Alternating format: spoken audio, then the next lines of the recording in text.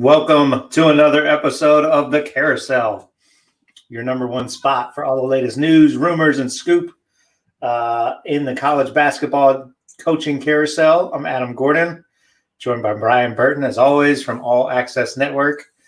My apologies. I just took a bite of a granola bar right before we went on the air for some reason. Brian, what's up, man? How are you? I'm good, man. I'm good. It's my daughter's birthday today, so it's a big day. Big 4. Oh, happy birthday. 4, you said? Yeah, big 4 for Janiyah. We celebrated this weekend. It went well. And yeah, we'll have a little bit of mini celebration today. And then I got the littlest one with me.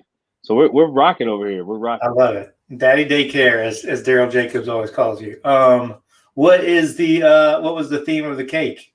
What kind of cake did we have? It was Moana. We went Moana thing, but we went nothing but cakes, but we went plates and decorations Moana. So she had Moana shirt on. My middle had Moana shirt on. So shout out to Moana.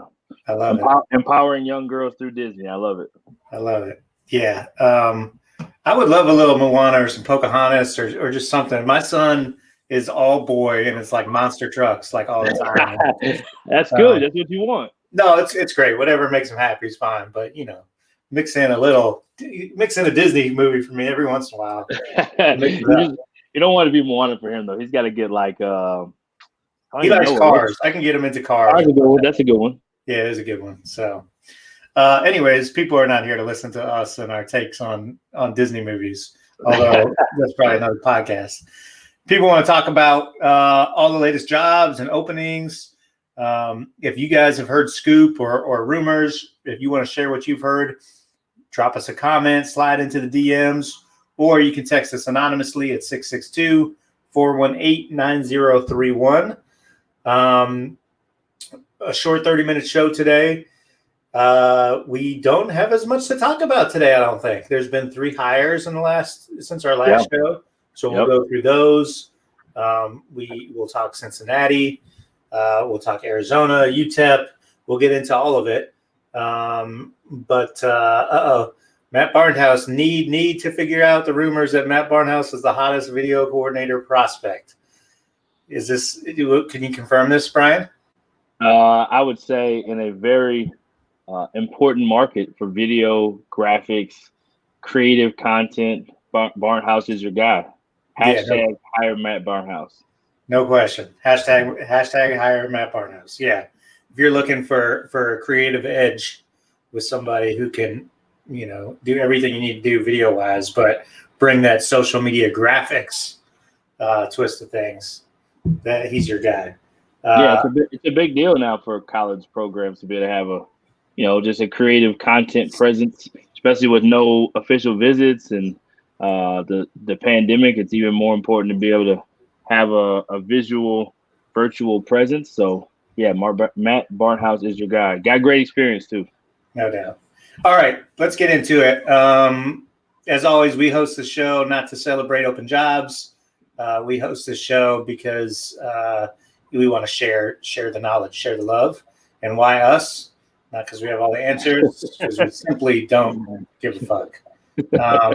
Okay, Western Carolina made it official maybe this morning, but it was kind of broke the internet yesterday. It didn't break the internet. The news broke on the internet.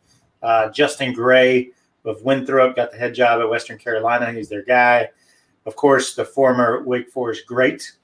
I coached against him for a year or two when I was at Clemson. Very good player. And obviously has been part of a championship program at Winthrop. So congratulations to him. What do you think, Brian? Yeah, there's definitely something to be said about a guy who knows the Carolinas, knows the area, has won. I'm just a fan of when teams are able to have success and assistants are able to get opportunities, because it should be about winning. It doesn't always about winning, but it should be about winning. So happy for Justin Gray to get this opportunity. A little bit of a challenging job, but I think he will be a guy that's up for it. Yeah, absolutely. And that probably will open up a spot on Pat Kelsey's staff at Charleston, I would imagine. So you'll have people lining up and blowing up his phone for the next, 10 days or so. But that's a great job. Again, an assistant spy at a college of Charleston with a guy like Pat Kelsey. It'd be interesting to see who joins his staff there. Eastern Michigan made it official, hiring Boom. Stan Heath of the Lakeland Magic. You got Western Carolina, who goes with the young assistant with no head coaching experience, and this is pretty much the opposite. You get a veteran who's led multiple programs. Again, most recently the Lakeland Magic, University of South Florida, Arkansas.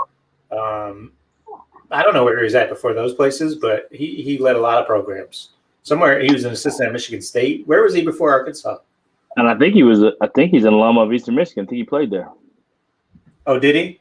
Yep, I think so. Okay. I think so. Okay. He's coming back home. Yeah, and I think before. Sorry, we should have this stuff for you at our fingertips. I think before Arkansas, he was at Kent State.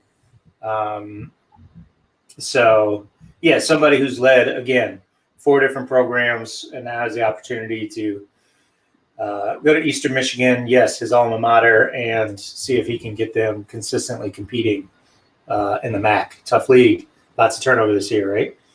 Yeah, people talk about I think we even talked about on the show, people like what's the former Boston College, Jim Christian, guys like that having a chance to get recycle higher.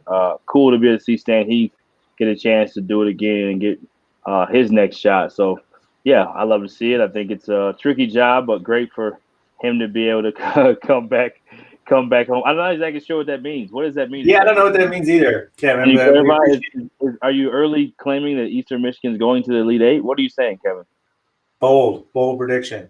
Well, either way, we appreciate the great Kevin Sweeney of College Basketball Central and Sports Illustrated tuning in. Also, Paul, we love when this is interactive. I appreciate it, Paul. I did get a haircut yesterday, so I'm feeling fresh as well. Okay, UMBC also goes with the veteran Jim Ferry, who most recently was at Penn State. Before that, was a head coach at Duquesne. Yep.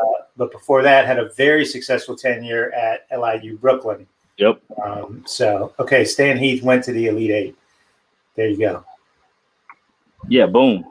Yeah, Stan Heath's a great. We didn't all the way finish because we had such great comments, but Stan Heath's a great hire for a proven winner and a guy who gets another chance, and he's been at the pro level and get a chance to come back and do it again. I love it when these programs are hiring former players that have had success at other places and other levels. So excited to see what Stan Heath can do at Eastern Michigan. Another challenging job, but he'll take a lot of pride and ownership because it's his alma mater. And yeah, he's had some elite success going as far as the Elite Eight. So Stan Heath used to be one of those guys back in the day that was the hot name. That's why he's had so many jobs you've mentioned. So he's taken programs and won in a lot of different places. So excited for Stan Heath.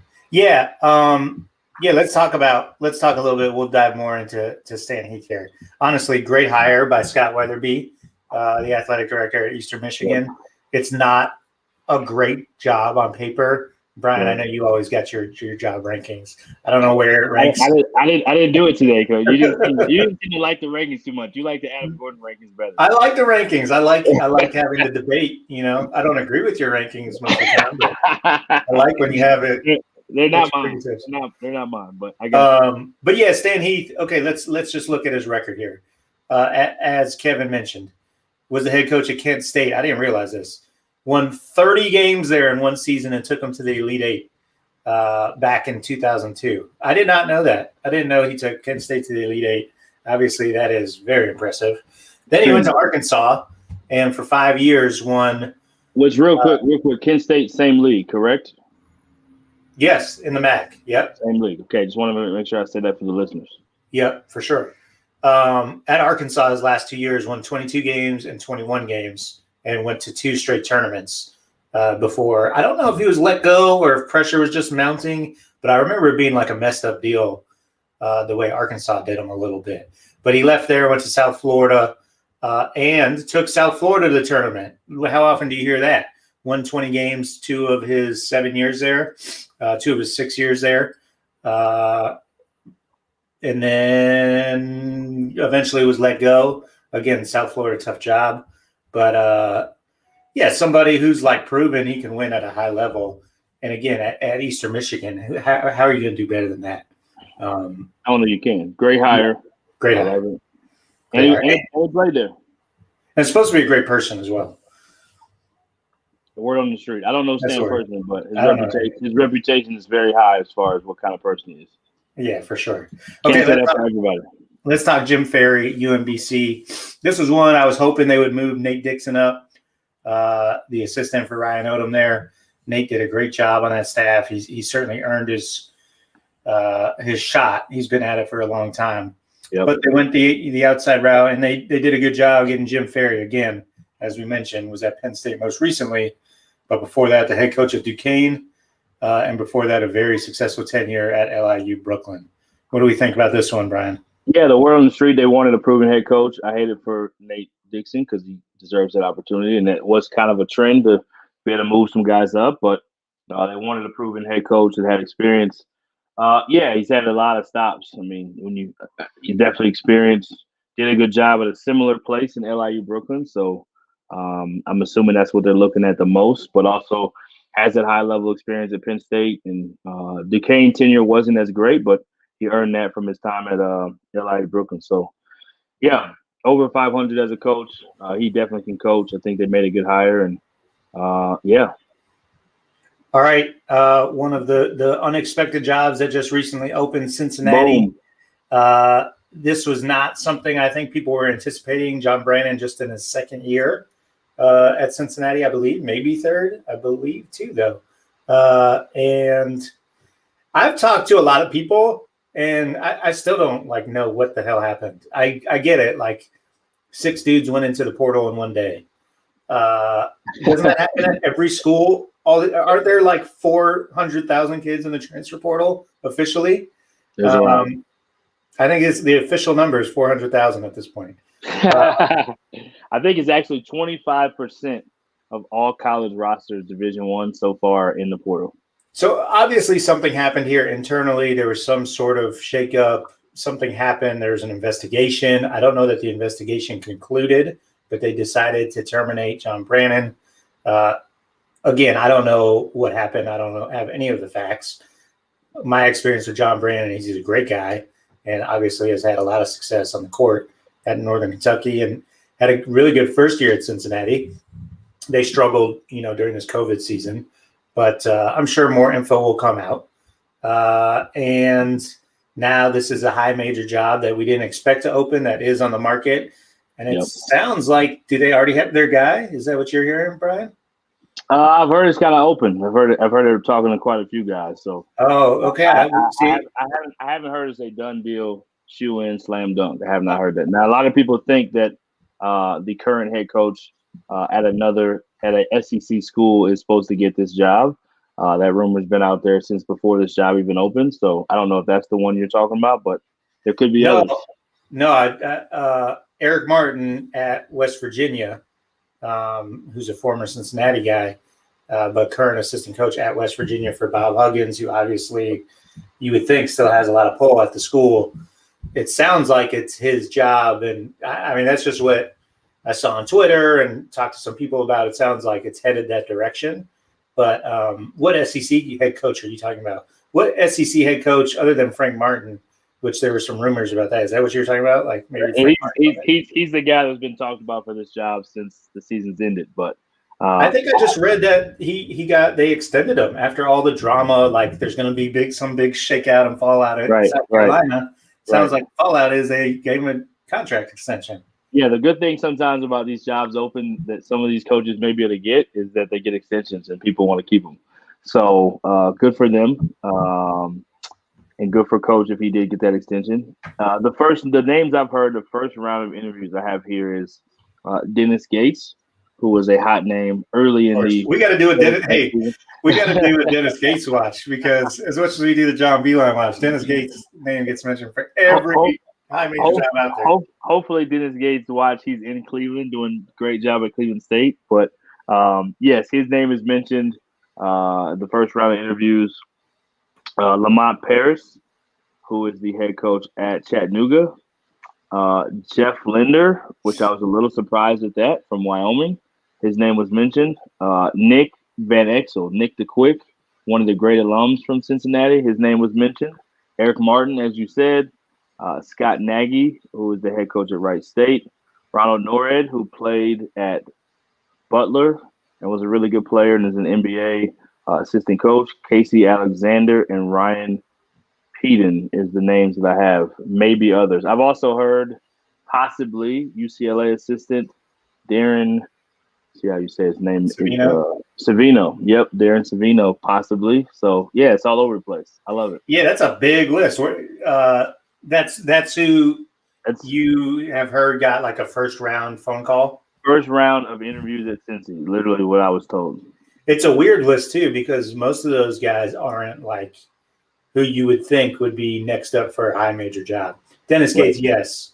Scott Nagy, sure, like he's had a ton of success, but a lot of those other guys, not that they're all great, really good coaches, they probably do a good job, but not the high profile names that would come to mind, right? Right. And a high level job. I mean, Cincinnati's in the American. They have super high expectations, great tradition. I think it's paying over $1 million. So yeah, high level job. Definitely paying over $1 million. Yeah, I think it's 1.5. Cincinnati. Yeah.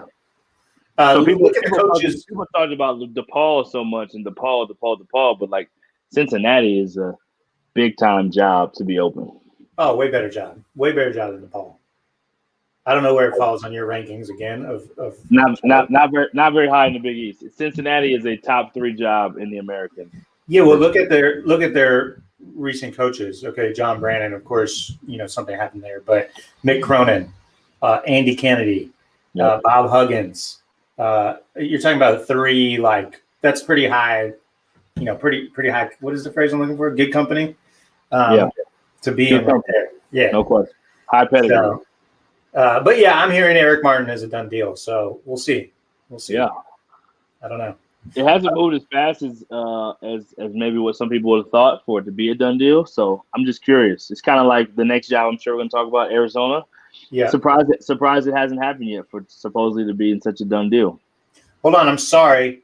We're getting unconfirmed rumors. John Beilein has been spotted in Cincinnati with a bowl of Skyline chili, shirt sleeves rolled up per the usual. Can we see John Beilein in Cincinnati? Is he wearing black and red? Is that? No, he's wearing his normal blue.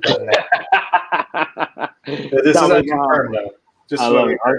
Unconfirmed. John Beilein. John Beilein's a great coach. Let's be honest. I do think he's an elite level coach, but there's a fit that doesn't feel like it fits in Cincinnati as much. No, Cincinnati's. Although I'm sure he'd be great there, but Cincinnati's always like the coaches we mentioned. Just gotta have like a grit and grind and like some JUCO. You gotta have some JUCO to you. Yeah, John Beilein's just so skilled and high IQ and execution, which is phenomenal. But I don't know if that fits in Cincinnati the same way that traditionally. Right. Okay, let's go back out to the desert, Arizona. What's going on here? Everyone said Tommy Lloyd done deal, and now it's not done. What's going on here? Was John Beilein? Wait a minute. Was he in Arizona last week? Is he back? No. John Beilein was unconfirmed, spotted in Cincinnati this morning. I was just making sure. I didn't know if he was like in Arizona last night. Okay, just checking. He might have been. You never know where John Beilein's going to pop up. Yeah, you just never know. He might be in El Paso. He might be. I don't know what's going on here. The conversation that I had with someone who's semi-connected to this place just wondered if there was a dark horse name that is just being considered, because it seems like it would have gone faster. It seemed like it would have been a Monday morning or Tuesday morning breaking news. Arizona's hiring Tommy Lloyd, and it's done. And the fact that it's not done, maybe they're working out something. I don't know, but it seems like there's more to the story here of people that they may be considering. Well, you got to also just respect the process, because these things do take time. It's not just as simple as like snapping your fingers and you got a new head coach. Right. You do have negotiations. You've got, ADs are running their, 25 other sports at the same time. So, as much as you'd like them to just like put 100% of their effort on this, there's other stuff going on too. And, sometimes there's still a pandemic going on in case anyone's forgotten. So there's a lot of factors that get played in here. But yeah, I mean, obviously David Stoudemire, Tommy Lloyd seem to be the two favorites going into here. But people said Tommy Lloyd was done, so we'll see. He still might be their guy. Yeah, they mentioned Scott Drew before. I don't think that's going to happen. They mentioned Josh Pastner. Luke Walton came out and said he is not taking the Arizona job. He loves his job with the Sacramento Kings. So maybe Bill Walton comes out of the blue and he takes the job. Did that happen? I'm all for it. I can't see him competing against. We're getting some scoop here that the state of Arizona has very strict rules about the hiring process. So that's another factor too. A lot of times, state school, it may take a little longer. There may be some extra hoops to jump through. The anonymous tip line, I like it. Yeah, the old anonymous tip line. Text us with anonymous scoop news 662-418-9031. UTEP. It sounds like we've got a clear list of who's involved. We've got Chris Jans. Yep. We've got Joe Golding. Chris Jans, of course, New Mexico State. Joe Golding at Abilene Christian. Jerome Tang at Baylor. And maybe two others. Who am I missing here? Doc Sadler, who is assistant or associate head coach at Nebraska and former head coach at UTEP and Southern Miss and Nebraska. And then David Patrick, who's the associate head coach at Arkansas. Yep. Those guys would all be great. Doc Sadler had a really successful tenure at UTEP. He hasn't had much success since then.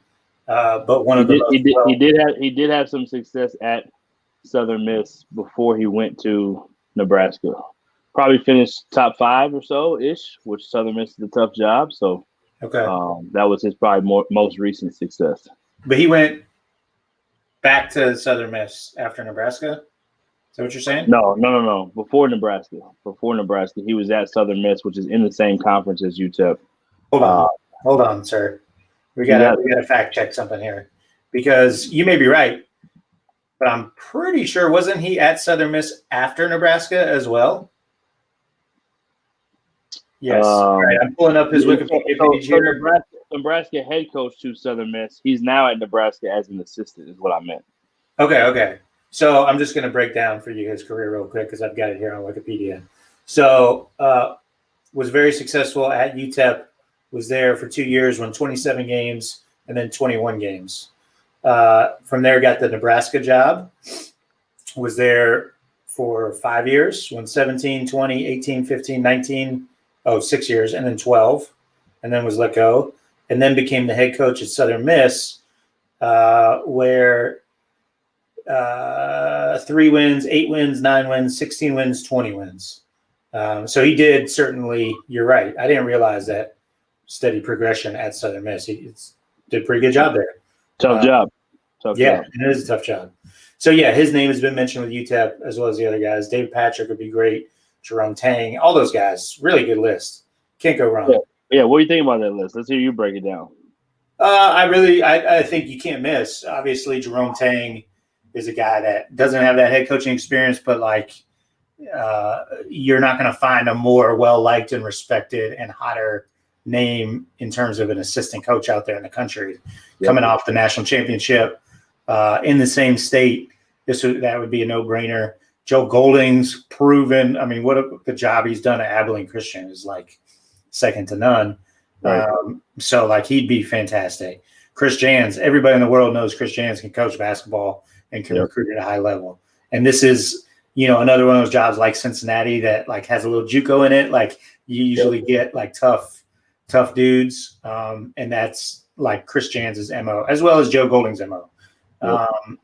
Doc Sadler, again, he's I don't know the guy, but people love him. Everyone who knows him thinks he's amazing. Obviously, he's done a good job. Nebraska didn't work out, but who has won at Nebraska? Nobody. So, give him the benefit of the doubt there. Right. Did I leave anyone off on David Patrick. David Patrick, was doing a great job at Irvine. Left to go to Arkansas. Not Irvine, Riverside. And David Patrick would be great. And this would be a step up. That's a better job. UTEP's a better job than Riverside, I would think. Yeah, definitely. And definitely. so, again, you can't go wrong. I'm down with any of those. Yeah, it sounds like David Patrick is probably not going to be in the finalists. He wasn't at top 5. It sounds like it's down to 3, more or less. Now, some of the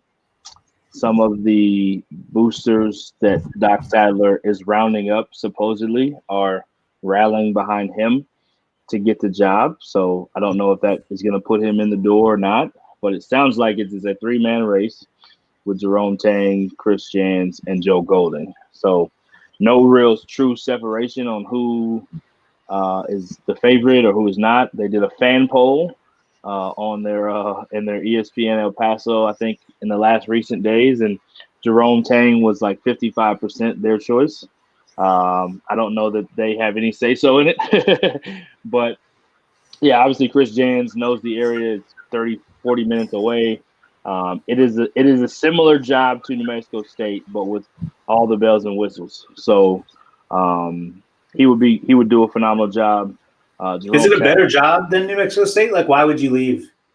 I don't think it's close as far as the type of job. And I think the league and the WAC has gotten better now that you have Abilene Christian, Stephen F. Austin, Sam Houston State, Southern, Utah all joining the league.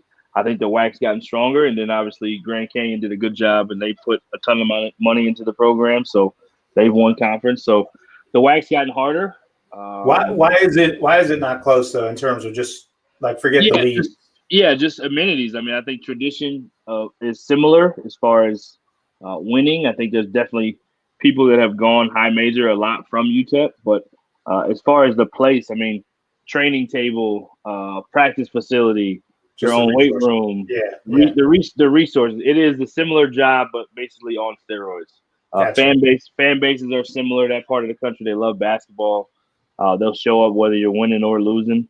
But if you're winning, they'll really show up.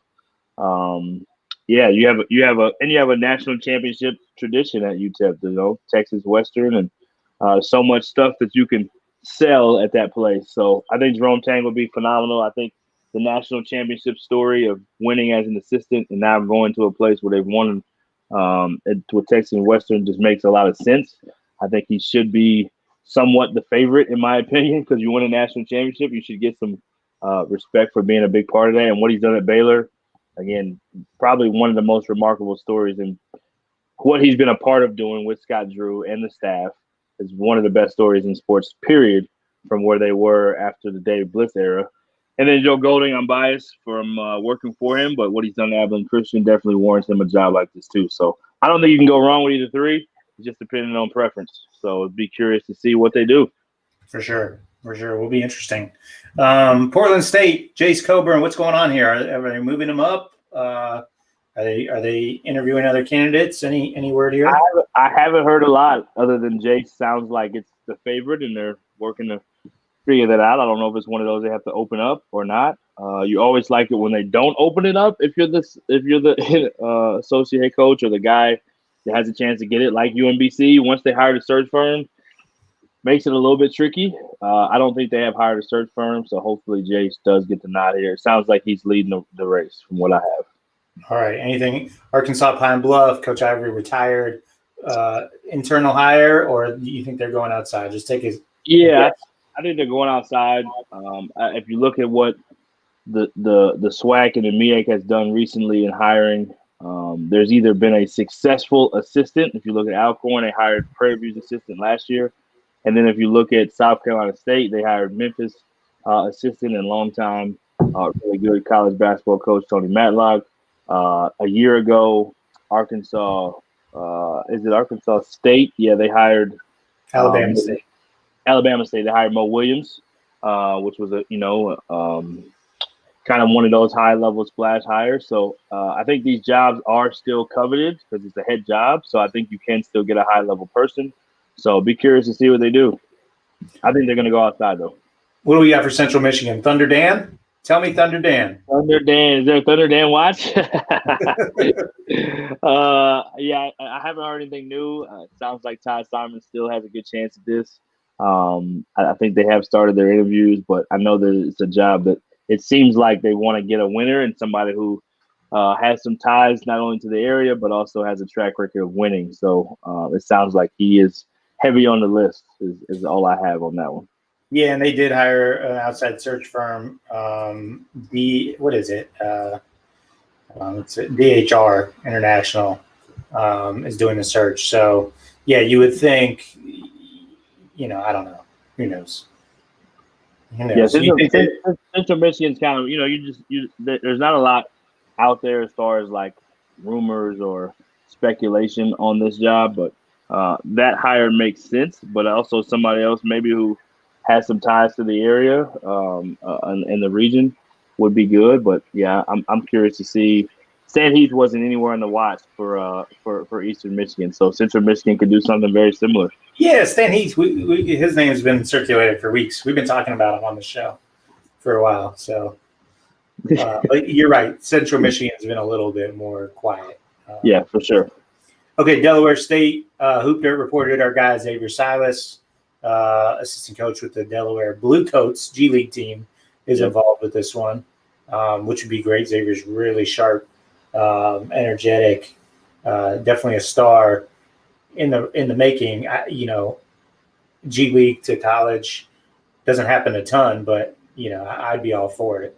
Yeah, he wants a shot. He's hungry for a shot. He wants a shot to do this thing. I know he's kind of been involved with a few different college jobs. I think maybe even Denver he was involved with. And I think he definitely wants a shot to lead a program. Delaware State is a challenging job. So as much as he is a good coach, the recruiting will be a huge factor because it's not I have competed against Delaware State. It is not the greatest setup to win. Now they may change and improve that, but not necessarily one of the better jobs in this league either. So his work will be cut out whoever gets the job as far as rolling your sleeves up in recruiting, but definitely a place that, be curious to see what they do too. They got a rare color combination too. I want to just comment that real quick. The red and the light blue. You don't see that very often. So if you can pull it off, then you can make that a cool thing. Yeah. Next one, staying in that region of the country, Central Connecticut State. This is one that they've kind of been dragging their feet on. Definitely. That's okay, but like Jim Ferry was on their list, and you see he's been snatched up by UMBC. What are we waiting on here, Central Connecticut State? Don't miss out on any more candidates that you want. Maybe they've got their guy. I don't know, but this one's really taken a while. But again, sometimes these smaller schools, you got a lot of hoops to jump through to make a hire, especially in the time of a pandemic. So perhaps there's something going on there. But this one's been open for quite some time. Yeah, a little surprising just because they were one of the first ones to kind of know that they wanted to make a change and made a change. And just seems like normally you have a better idea of, but it happens. It happens. IUPUI is probably in a similar boat. Speaking of jobs that have been open for a long time, IUPUI has been open for 2 years. They've had an interim coach for 2 seasons, and the pandemic probably changed things last year for them. And this year, the Final Four, I don't know if they did interviews during the bubble. They had games being played at Founders Stadium where they play their games. There's a few names. Terry Johnson's name still been mentioned from Ohio State, was a former assistant at Butler. David Ragland's name has been mentioned. Stan Gord, Division II head coach. Stan Gerard. I don't know what they're doing here. I don't know what's going to happen. But also Matt Crenshaw, his name, he's an alum. He has his jersey retired. Played with the great George Hill there and made the big shot to put them in the tournament. He's an assistant at Ball State. And a great basketball mind, so he would be good too. So, curious when they're going to do something, or if they're going to do something. Maybe they don't do anything. Hutchinson Community College, Steve Eck is retiring. I think this has kind of been known for a couple months, but it was made official yesterday. One of the best JUCO jobs in the country. Obviously, the host of the national tournament each year. So that's nice. And they got in again this year on a farewell gift. Always great to see guys go out on top. Yes. Farewell gift. Some people thought it was controversial. They maybe shouldn't have gotten in, but they got in on the at-large. What do you think here? You're going to have Division I guys, high-profile guys going after this job. Who do you like for this one, Brian? Yeah, I hadn't put a lot of thought to this one. I was actually just thinking about it the other day. Just like, Well, I wonder what they're gonna do. I'm sure there's gonna be some type of a. I don't know if it's a tie to Hutchinson, Kansas, and the long tree of either former assistants or whatever. I don't know if that's gonna be in the mix or it's gonna be a sitting JUCO head coach that's not at as good of a place. Yeah, that's what I heard. It was a gift, Jo. That's what I heard. J.O. doesn't like the at-large gift. lot of controversy around Hutchinson about Hutch getting in. A lot of ranked teams in the top 25 polls that did not get in, that deserved a nod. Some people feel like, why do top 25 polls if they're not even going to get in on at large? So, needless to say, I would wonder if a guy like Donnie Jackson, who may not have any direct ties to Hutch, but is the number 2 seed, I believe, at Oklahoma Tonkawa. Oklahoma Tonkawa is not a great job traditionally. He's done an unbelievable job to be able to put that place to number 2 overall seed. So I would think someone like that who can win and keep Hutch at the level of competing for national championships would be a guy. So who are you gonna go or not? Not who would you get, but do you think they're going to go the Division I route, or do you think they're going to go like a proven small college? I think they're going to go the JUCO route. If they're who I think they are, and they understand JUCO like I think they do, if they understand JUCO like I think they do, you need somebody a Division I guy that's coached in JUCO and been a head coach, sure. But if it's not, you've seen it work both ways. Like it works both ways. You know what I mean? Like Steve DeMeo was yes, he had JUCO experience in New York years prior, but he was like a Division I guy coming to take over that program. So I'm just saying, I'm not saying you're wrong. I'm not saying you're wrong. I'm just saying it worked. It's worked both ways. There's no right or wrong answer. True. Yeah, I think they're going to go to somebody who they believe is either a big name from a junior college level. Yeah, Donnie Hass. Thank you, Jo. Yeah, big name from the JUCO level that's had success at that level, or possibly a Division I guy. I'm going small college. I'm saying small college. I'm putting it here first. Okay, I like it. I think you're right. I think they're going to go proven JUCO guy as well. Now, like Northwest Florida, for example, they did hire Greg Heyer, who was a Division I assistant, but was a big time JUCO, head coach. Chipola had some success hiring Donnie Tyndall. I don't know if Donnie Tyndall had any JUCO background before that. I don't know that about his, but he was a Division I guy. So it could go either way. I think this is going to be JUCO. Okay, I like it. Well, Brian, that's all the jobs we got to talk about today. We did it in 38 minutes, so kudos to us. We hope you guys tune in again. We'll be back at it Thursday. We're going to keep going Tuesday, Thursday for the foreseeable future at noon Eastern. So please continue to tune in. If you missed any part of this show and you want to go back and watch it, you can do so or listen to it on Apple or Spotify or anywhere you get your podcasts. Drop us a review, 5 stars only, as always. And 2 more days before our Intro to Coaching conference. This is for student athletes or former student athletes that want to transition into coaching. It's a free virtual event. Registration will be open for, I think, about 24 more hours. So if you want to be a part of this, head to risingcoaches.com, go to our events tab. There's still time to fill out an application. If you guys out there have former players or current players that want to coach, make sure you let them know about this great free resource. And also, it's going to wrap up with a speed interview session. So if your program is, you're going to need to hire a GA, or you're at a JUCO and you're going to need to hire an assistant or whatever, and you want to, talk to some former players who go through this conference and learn a little bit and see what they're like, see if anybody piques your interest, there's still time to sign up for that speed interview round as well. And you can just reach out to us at adam@risingcoaches.com. So that's what's on store for us this weekend. There's still time to sign up, but we will see you guys back here, same time, same place, Thursday, noon Eastern. Yep, with more scoop on the carousel. Absolutely. All right, Brian. Thanks, man. Take care. See you.